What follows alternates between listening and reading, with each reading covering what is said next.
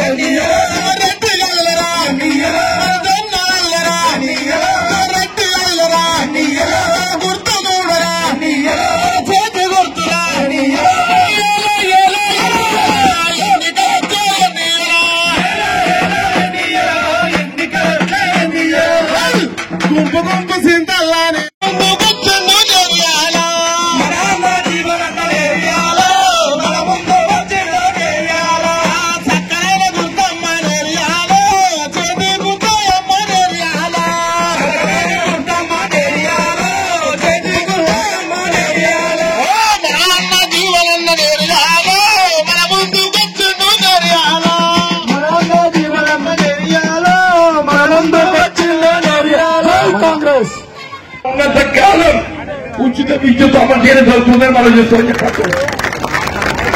అంతేకాదయా రైతుకి ఏం చేస్తుందో ఇలా మద్దతు ధర గిట్టుబాటు కావాలనే यही मोदी की क्या बोले, किसान की आमदनी 2 गुना करूंगा अरे రైతు ఆదాయం వ్యక్తింపు చేస్తాడు. 10 ఏళ్ల ఇంట్లో నాయన 450 రూపాయల క్వింటల్ వరి ధాన్యం 1350 చేసి 3 రెట్లు పెరిగింది. ఇలా 10 ఏళ్ళు వచ్చింది. 1350 ఎంత అయింది? 2200 అయింది. కనుక 2 గుణ రెట్టింపు అయినా ఎంత కావాలి? 2700 కావాలి. నేనంటున్నా రాబోయే కాలంలో రైతాంగాన్ని వరి ధాన్యం 3000 కావాలంటున్నా. 3000 రేపు ఖరీఫ్ పంట నాటి వర్షాకాలం పంట మద్దతు ధరకు అదనంగా తెలంగాణ ప్రభుత్వం పెద్ద రేవంత్ రెడ్డి గారు మనకు క్వింటల్కు మద్దతు ధరకు అదనంగా 500 రూపాయలు బోనస్ ఇవ్వబోతుందని చెప్పంటున్నా. దేశంలో ఎక్కడ బోనస్ ఇస్తున్నారే? కేవలం కాంగ్రెస్ పార్టీ అని చెప్పంటున్నా. అంతేకాదు రైతు ఏదైతుందో పెట్టుబడి పెరిగింది, అప్పుల భారం పెరిగిపోయింది, అప్పు మాఫీ చేయాలి. చేయలేదు. ఇదే భాజపా బీజేపీ ఏమంటది? రైతులు అప్పు మాఫీ చేయాలంటే ఆడు సోమరిపోతాయితారంట. ఇప్పుడు కథ అది అంబానీ అదన్నాడు. పెద్ద పెద్ద వ్యాపారవేత్తలకు ఎంపీ అకౌంట్ అని లక్షల కోట్లు మాఫీ చేస్తున్నాడు. లక్షల కోట్లు. అదే రైతుల మాఫీ చేయాలంటే సోమరిపోతుందా నేను చేయంటాడు. కానీ కాంగ్రెస్ అట్లా కాదు.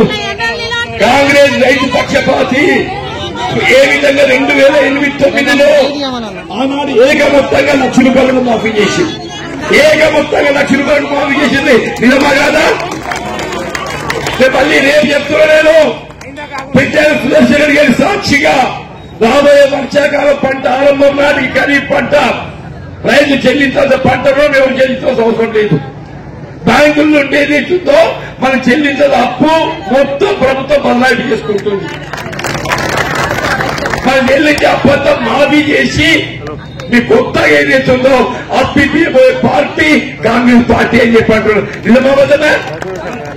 ఇంత మంచి ప్రభుత్వం కాంగ్రెస్ ఉంటే చెడగొట్టడం ఏదైతుందో వచ్చి లేకపోయినా మాట్లాడితే అని మాట వింటారా? ఇది అరవింద్ ఎంపీ గెలిచిండు, జగన్ పార్టీ తెలిపిస్తా అన్నాడు. అనడా లేదా? 5 ఏళ్లు కలిసిందా? పోయినసారి మాటలు మీరు కొత్తగా వచ్చిండు. ఆ కవితమ్మ దొరుకుతాను చక్కెర శాఖ అమ్ముకుందా అని మూసేసి నిజమాబద్దమే అద్భుతని అమ్ముకుంటా నేను కొనుక్కుంటా అని చెప్పి దొరుకుతాను మూసింది. అరవింద్ వచ్చి ఏం చెప్పిండు? దొరుకుతాను మూసింది నేను తెస్తాను. 5 ఏళ్లు కలిసి తెచ్చినాడు.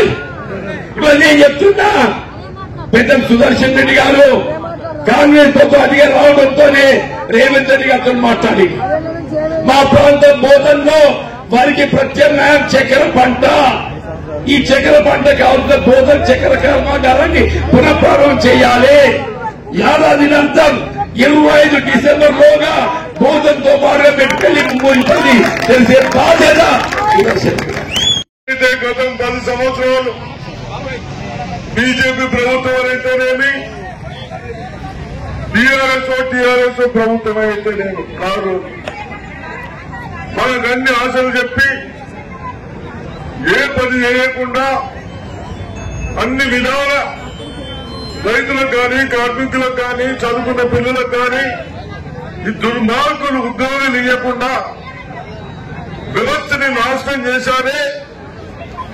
దాన్ని గ్రాడిన పెట్టేందుకు మేమందరం పెద్దలు 6 సార్లు ఎమ్మెల్యే 3 సంవత్సరాలు ఆయనైతే అసెంబ్లీకి పోతాడు, లేకుండా వ్యవసాయం చేసుకుంటారు. ఈ వ్యవసాయం అనేది తెలిసిన వాళ్ళు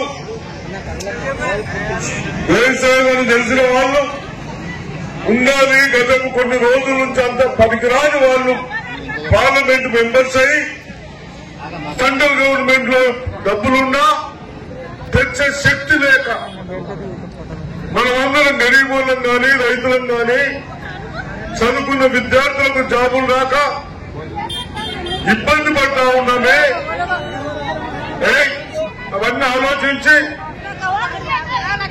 మన పెద్దల్ని నేను మన కాన్స్టిట్యున్సీలో కొన్ని పెద్దలు ఉంటే మాకు తోడు ఉంటుంది, సెంటర్ నుంచి కూడా పైసలు తెస్తారని మన ముఖ్యమంత్రి గారికి రేవంత్ రెడ్డి గారికి చెప్పడం జరిగింది. వాళ్ళు కరీంనగర్ వాళ్ళు అక్కడ తీసుకుపోయేందుకు తయారు చేస్తా ఉన్నాం. మనమందరం పట్టుదలతో పెద్ద మంత్రి తీసుకొచ్చినాం. మంచిగా చదువుకున్నవాడు, వకీలు పని చేసినవాడు, 6 సార్లు ఎమ్మెల్యేగా ఉన్నవాళ్ళు, వ్యవసాయం గురించి తెలిసినవాడు. గతుండలను చూస్తారా? మళ్ళా 5 ఏళ్ళను చూసిన వాళ్ళు మళ్ళీ ఒకసారి చూస్తారా? ఏమమ్మా ఇంకోసారి చూస్తారా? పోవండి చూడరు ఇంకోసారి ఆ కారుని చూస్తారా? ఏం పని చూడద్దు. బాగా 10 సంవత్సరాలు అందరం సఫరైనాం. నేను చెప్తా ఉన్నాం ఈ ముసలిలో ఈ తిరుగుతూ ఎండలా ఏదైతే దరిద్రులు వ్యవస్థను నాశనం చేశారో ఆ వ్యవస్థని గ్రాడులు పెట్టుతాం జరుగుతా ఉన్నాం. మా అయితే ఓట్లు అయిపోయినాయి కదా, ఓట్లు కాదు